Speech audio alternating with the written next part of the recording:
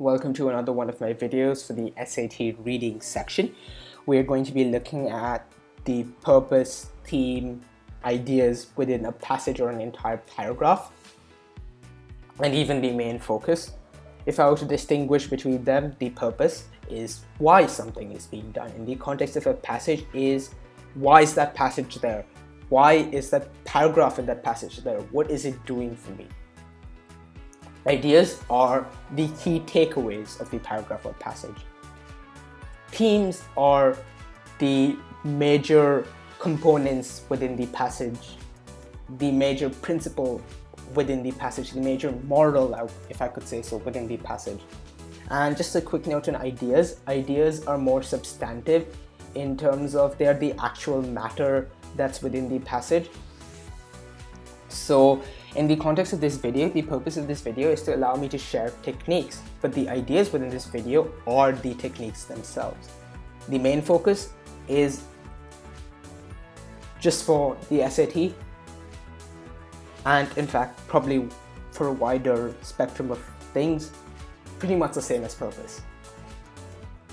Since these questions refer to a much larger selection of text and a much larger number of words, always look at the options first and then see which option is best expressed within the passage. In the earlier videos, we always said not look at the options first and try to think of what the options could be to avoid bias. But for these questions, you do not have the time to go through all of that and do all of that. So it's always best that you look at the options first.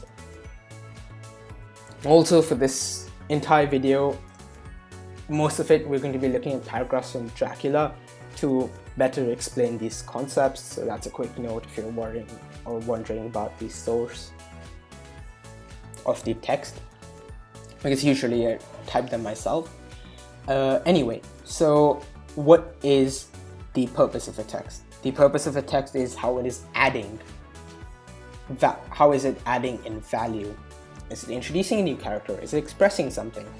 Is it expressing the change of something? Is it critiquing something? Is it advocating or arguing for something? Is it summarizing something? Is it explaining something? Essentially, the SAT, generally the purpose comes within this general box of things. So this is essentially what they mean on purpose. How is it adding value? A good way I like to think of it is if I had to tell someone what happened in one line, not substantively, but what was done in one line in that entire passage, what would I say? So would I say, well, it explained to me how and why it rains, so it explained to me that phenomena? Or would I say that it introduced one character and his habits to me? Essentially that sort of thing. So let's look at this paragraph. 3rd May, Bistritz. Left Munich at 8:35 p.m. on 1st May, arriving at Vienna early next morning. Should have arrived at 6:46, but the train was an hour late. Budapest seems like a wonderful place, from the glimpse which I got of it from the train and the little I could walk through the streets. I feared to go very far from the station, as we had arrived late and would start as near the correct time as possible. The impression I had was that we were leaving the west and entering the east. The most western or splendid bridges over Danube, which is here of noble width and depth, took us among the traditions of the Turkish rule. Now, when you're reading entire passages, it is very important that you're actually understanding what you're reading. So from here, I understand that we're recounting the arrival of a character, we're recounting the author's first impressions, and we're giving a chronological order of his day. Now, if I had understood all of this, I would almost easily be able to see and say that the purpose of this paragraph was C, because C mentions about recounting the arrival of a character and recounting the character's first impressions. So I would almost easily say it's just C. But what if I didn't remember all of this and there was no way I could directly suggest that it was C?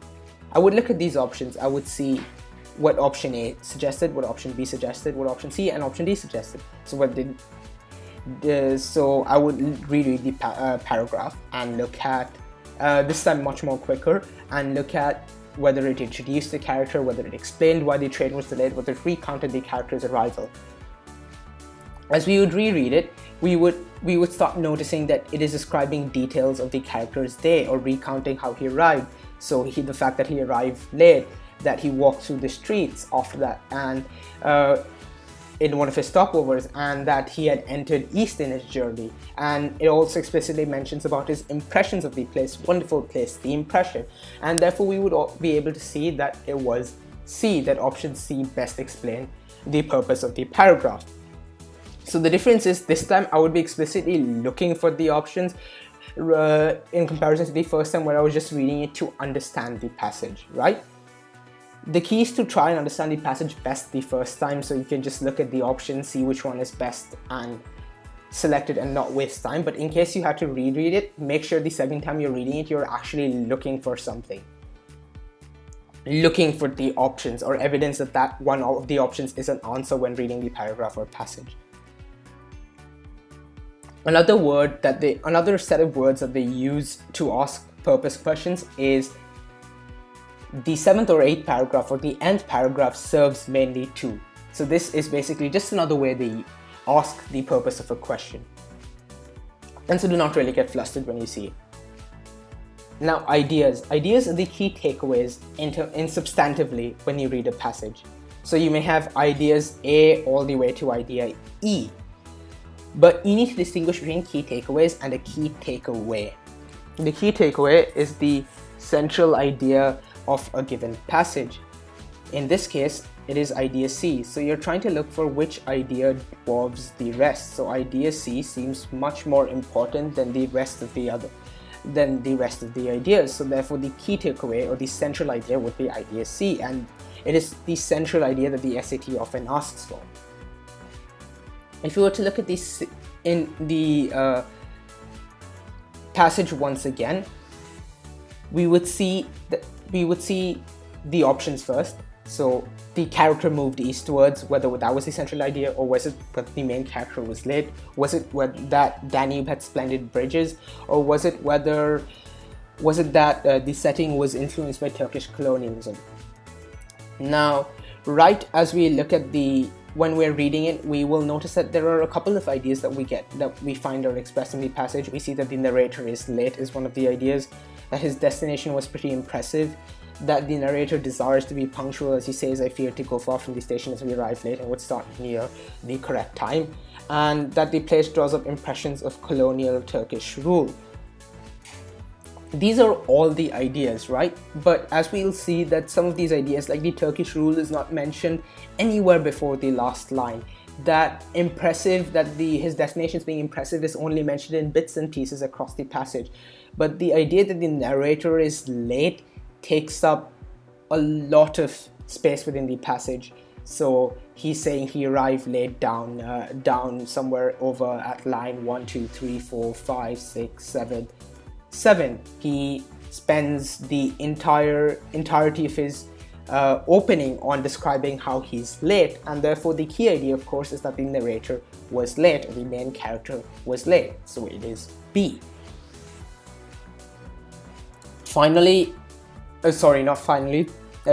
Third in this presentation, we are looking at themes. Now, the theme is the one big idea, the moral of the passage, right? So I'm not going to look at questions over here as such. I'm going to be looking at examples of text and looking at what the themes are in that to help you understand better how to identify themes. I'm going to look at 3 pieces of text, 3 novels, or one's a play, one's a novel, and one's a fable, or one's not a fable, one's a short story, a fable kind of thing. And we're going to try to identify what the theme was within that piece of text, and hopefully you have read at least one of these books, so you'll be able to relate. One of these books, one of these plays, whatever. So the first is the basic tale of the hare and the tortoise, right? So it describes the race between a hare and a tortoise, in case you haven't read it, and the hare is much faster, so near the end of the race he decides to take a nap. The tortoise keeps on walking slowly, and while the hare is still sleeping, the tortoise actually crosses the hare and wins the race. So the theme from the story is that consistency is important, or as I've mentioned here, or another theme is the cost of being conceited. The hare's cocky nature led to him losing the race. So these are the main two themes, the main two morals, or the principal ideas that are being shown essentially in the book, in the tale. So that is what the theme of this short story or tale was.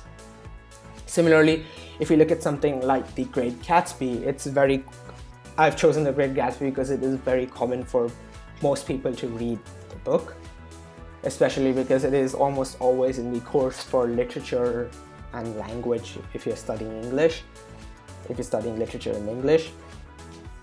So we'll notice that the themes that come around this passage are the cost of the American dream, the consequences of chasing the past, as we see with Gatsby chasing Daisy despite Daisy sort of being a relic from the past, and the elite's lack of moral compass with the murder, the manslaughter would be a more appropriate term here, and how they engage in debauchery and really behavior that's not described to be as good. So these are essentially themes, the key takeaways, the key ideas, I should say, or that are shown within the text. Again, if you look at A Streetcar Named Desire, similarly we can see that one of the themes is the repercussions of unbridled desire from the demise of Blanche, and also another theme would be compassion through loss, as we see with Mitch and Blanche. Both of them have lost someone close to them and feel compassion. So these are themes, these are things that are shown within the passage, and that is essentially what a theme is. It is the moral of what is shown within the passage. And if in the SATs you come across, it's pretty rare, but if you come across a question asking you to find the theme of the passage, you're going to try and identify what is being shown through the passage. Finally, we're going to look at the main focus. Once again, I have put the same diagram as it is pretty similar to purpose, but sometimes, and the reason why I'm revisiting it is they'll ask you to identify how the main focus or purpose changes across a piece of text. So it may start off with the introduction of a character and lead to the description of an event. It may start with the findings of the investigation and then move on to possible sources of error. The purpose or the main focus of the text initially might have been the sentiment towards something in the past, but towards the end it may talk about predictions for this sentiment towards the future. So the main focus is shifting across the passage, and they might ask you to identify that. So here you can ask yourself, if I had to say two things that were done in the passage, what would it be? After identifying those two things, you would ask yourself, is there a shift between the two subjects across the passage? If there is, you have identified it. Let's look at this last passage once again from Dracula. It was on the dark side of twilight when we got to Bistritz, which is a very interesting old place, being practically on the frontier for the Borgo Pass leads from it to Bukovina. It has had a very stormy existence, and it certainly shows Mark's fate. 50 years ago, a series of great fires took place, which made a terrible havoc on 5 separate occasions. At the very beginning of the 17th century, it underwent a siege of 3 weeks and lost 13,000 people, the casualties of war proper being assisted by famine and disease. Count Dracula had directed me to go to the Golden Crown Hotel, which I found to my great delight to be thoroughly old-fashioned, for of course I wanted to see all I could of the ways of the country. I was evidently expected, for when I got to the door, I faced a cheery-looking elderly woman in usual peasant dress. White undergarment with long double apron front and back of coloured stuff fitting almost too tight for modesty. When I came close, she bowed and said, "The Herr Englishman." "Yes," I said, "Jonathan Harker." She smiled and gave some message to an elderly man in the white shirt sleeves who had followed her to the door. He went, but immediately returned with a letter. So here they're asking the shift of the passage, of the main focus of the passage. Right now, the two things I've identified is the Bistritz and its associated history, and an important interaction as the two principal key ideas shown across the passage. And it also fits a second category. It moves from this to number 2. Now, if I had already noticed this, I could easily see that this exact thing that we have noticed fits for solution A, which is a description of the past associated with Bistritz, to the description of a brief encounter, which is an important interaction as we have stated over here, and we could immediately select A. But once again, in case we didn't remember all of this and could not recollect it, the next time we just scan across the paragraph, so we would run our eyes through it and try to look for evidence or for ideas that would imply that it is either option A, either option B, either option C, or either option D. So right here, as we are scanning through, we see terrible havoc, very stormy existence 50 years ago. So we have already identified that yes, there is a description of the past. We have been looking for A and we have seen evidence of it. And B, we see that there is speech marks here, which is evidence of a brief encounter. And therefore, once again, we could arrive at A. Arrive at B, Count Dracula. We see that Count Dracula is only mentioned once over here, so it isn't obviously the main focus of the passage, and so it cannot be B. An old man, we did not really see much description of an old man either, so it cannot be C because it wouldn't be the principal idea of the passage, and therefore we can do the same for D and eventually conclude that it had to be A, because when we see that there is most evidence in the passage for a shift from the description of the past associated with Bistritz to a description of a brief encounter. And so in this manner, we can almost solve all the questions that pertain to an entire passage or paragraph within the general umbrella of the purpose or the themes or the principal ideas conveyed within the paragraph or passage. In the next video, we're going to be looking at stylistic devices and how they're used, and it's going to be mainly more theoretical. And with that, thank you.